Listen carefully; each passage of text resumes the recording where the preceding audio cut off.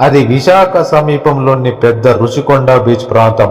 అదే ప్రాంతంలో నివసించే దీపాలి నాయుడు ఈవినింగ్ వాక్ కోసం సాయంత్రం బీచ్ వైపు వెళ్ళారు.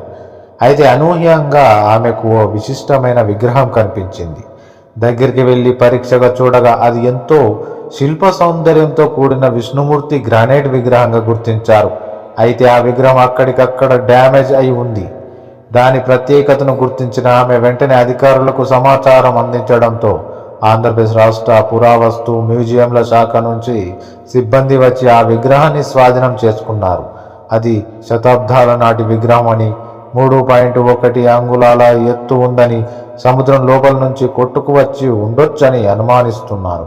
విగ్రహం గురించి తెలిసిన వెంటనే చూసేందుకు పెద్ద ఎత్తున స్థానికులు అక్కడికి తరలివచ్చారు. ఈ విగ్రహం స్థానికంగా ఆసక్తిని, ఉత్సుకతను రేకెత్తించింది. ఈ శిల్పం 13 లేదా 14వ శతాబ్దానికి చెందినది కావచ్చునని పురావస్తు శాఖ అసిస్టెంట్ డైరెక్టర్ ఆర్ పాల్గుణారావు తెలిపారు.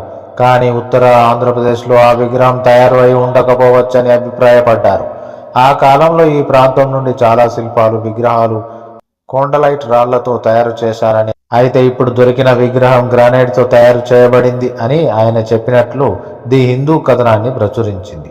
తిరుమల తిరుపతి దేవస్థానం టీటీడీ నిఘంటువులో శ్రీ మహావిష్ణు 24 దైవిక రూపాల గురించి స్పష్టంగా వివరించారు. ప్రస్తుతం దొరికిన విగ్రహం అందులో ఒకటైన జనార్దనాయ అవతారంలో ఉన్నట్లు చెబుతున్నారు. జనార్దనాయ రూపం భగవంతుడిని విశ్వరక్షకుడు, పోషకుడిగా సూచిస్తుంది. జనార్దన అనే పేరు సంస్కృతం నుండి పుట్టింది. జన అంటే ప్రజలు, అర్ధన అంటే బాధలను తొలగించడం అని అర్థం. దేవాలయాల్లోకి దేవీ దేవతల విగ్రహాలు దెబ్బతిన్నప్పుడు వాటిని తొలగించి కొత్త విగ్రహాలను ప్రతిష్ఠిస్తారు. దెబ్బతిన్న విగ్రహాలను నీటిలో నిమజ్జనం చేస్తారు. అలా బంగాళాఖాతంలో నిమజ్జనం చేయడానికి ముందు ఈ విగ్రహం ఒక ఆలయంలో పూజలు అందుకొని ఉండవచ్చని పురావస్తు శాస్త్రవేత్తలు చెబుతున్నారు. ప్రస్తుతం ఈ శిల్పాన్ని విశాఖ మ్యూజియంకు తరలించారు. అక్కడ దానిని ప్రజల ప్రదర్శన కోసం పురావస్తు విభాగంలో ఉంచనున్నారు.